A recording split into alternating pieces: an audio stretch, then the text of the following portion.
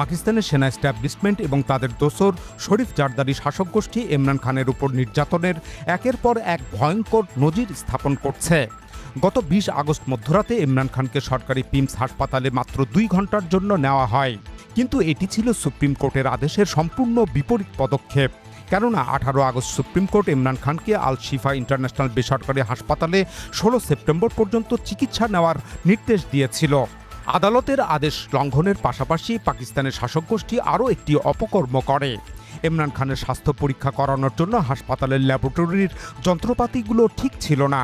বিশেষ করে এনজিওগ্রাম করার মেশিনটি পুরোপুরি নষ্ট ছিল। আর এসব নষ্ট মেশিনের মাধ্যমেই ইমরান খানকে শারীরিকভাবে ফিট ঘোষণা করা হয়। অতঃপর তাকে পুনরায় কারাগারে পাঠানো হয়। এখন হাসপাতালের যন্ত্রপাতিগুলো বিকল হয়ে পড়ে থাকার বিষয়টি জানাজানি হবার পর সরকার এ নিয়ে একটি তদন্ত কমিটি গঠন করেছে। আর ইমরান খানের আইনজীবীরা আদালতে এ বিষয়ে নালিশ জানানোর উদ্যোগ নিয়েছেন।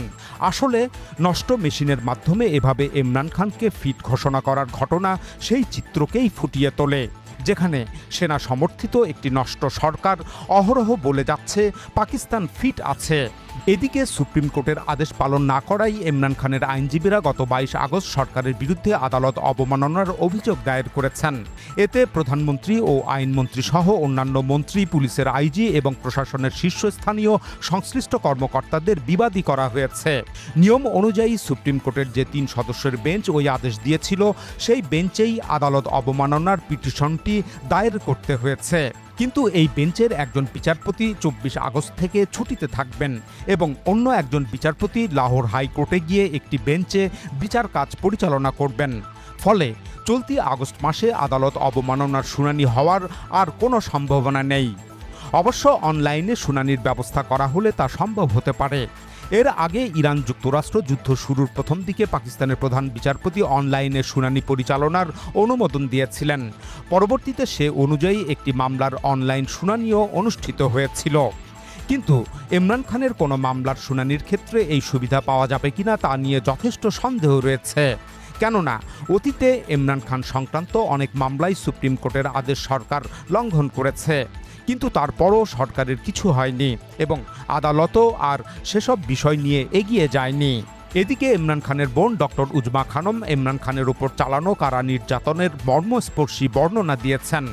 ২০ আগস্ট মধ্যরাতে পিমস হাসপাতালে কারাবন্দী ভাই ইমরান খানের সঙ্গে দীর্ঘ ১০ মাস পর তার দেখা হয়। এরপর ২১ আগস্ট শুক্রবার এক সংবাদ সম্মেলনে তিনি ইমরান খানের উপর চালানো নির্যাতনের বর্ণনা দেন। ডক্টর উজমা খানম বলেন, ইমরান খান তাকে জানিয়েছেন যে কারাগারে তার ওপর নির্যাতন করা হচ্ছে। ইমরান খান কারাগারের কর্মকর্তাদের একাধিকবার জানিয়েছেন তার হৃদস্পন্দন বেড়ে যাচ্ছে, শরীরে ব্যথা হচ্ছে এবং তার মনে হচ্ছে রক্তচাপ বেড়ে গেছে, কিন্তু তার এসব উদ্বেগকে উপেক্ষা করা হয়েছে। ডক্টর উজমা খানম আরও বলেন, ইমরান খানকে দিনে ২২ ঘন্টা পর্যন্ত সম্পূর্ণ বিচ্ছিন্ন রেখে কারাগারের নির্জন কক্ষে রাখা হচ্ছে। দীর্ঘদিন কোনো মানুষের সঙ্গে যোগাযোগ করতে না পারায় তিনি তীব্র মানসিক অবসাদ ও দুশ্চিন্তায় ভুগছেন। কারাগারে তাকে কোনো টেলিভিশন দেখতে দেওয়া হচ্ছে না এবং পড়ার জন্য কোনো বই কিংবা সংবাদপত্রও সরবরাহ করা হচ্ছে না। তিনি চলমান ঘটনাগুলো সম্পর্কে কিছুই জানেন না।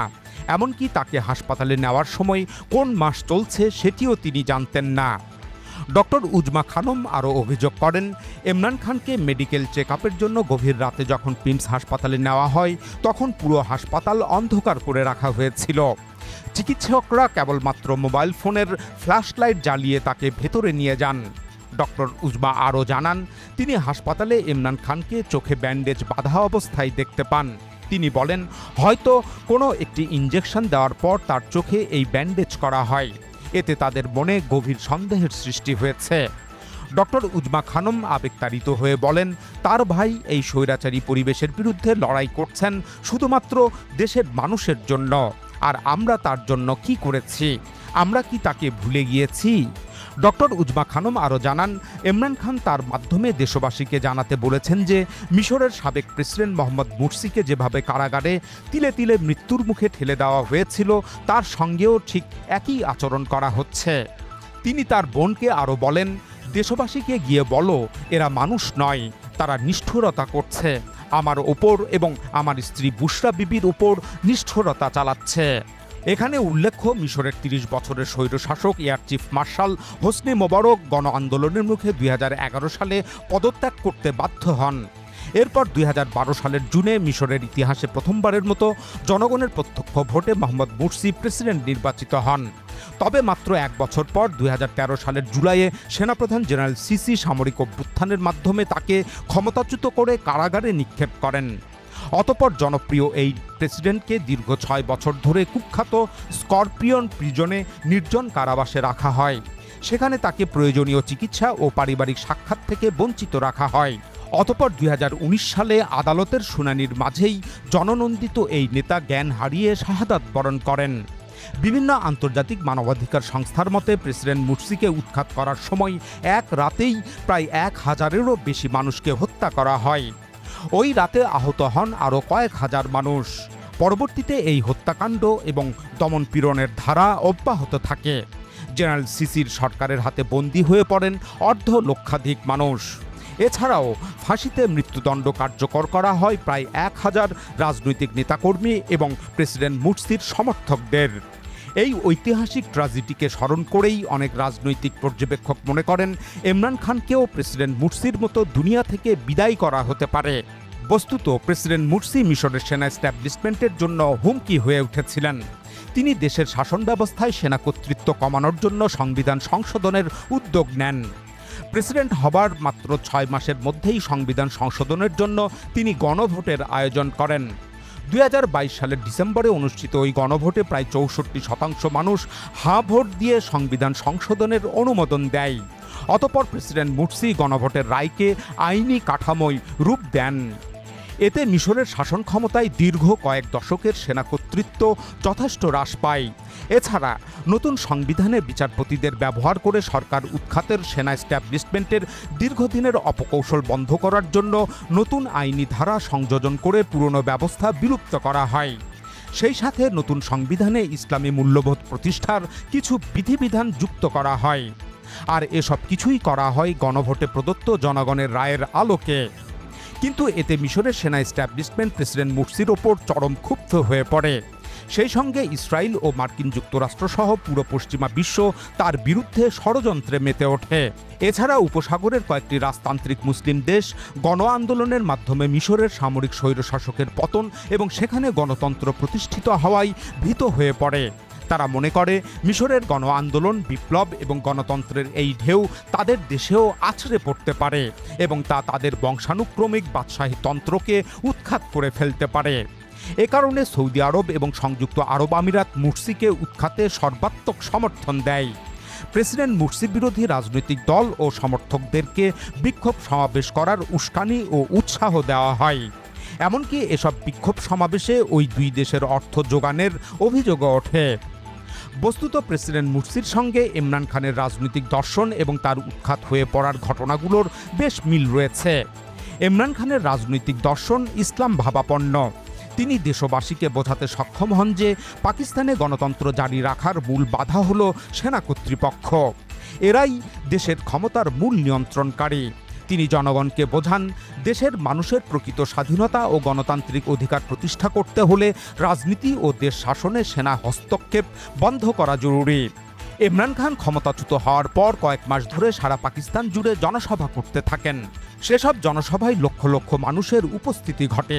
এর মাধ্যমে ইমরান খান জনগণের চোখ খুলে দেন।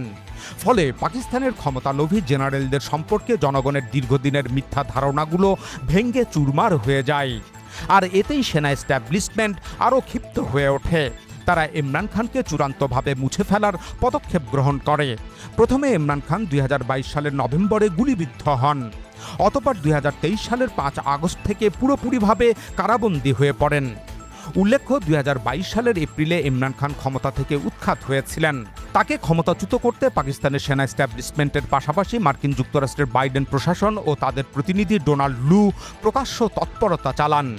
এমনকি সৌদি আরব এবং সংযুক্ত আরব আমিরাতও ইমরান খানের ওপর ক্ষুব্ধ ছিল। এর কারণ ইমরান খানের ইসলামী ভাবধারার রাজনৈতিক দর্শন তাদের নীতির সঙ্গে সাংঘর্ষিক হয়ে উঠেছিল।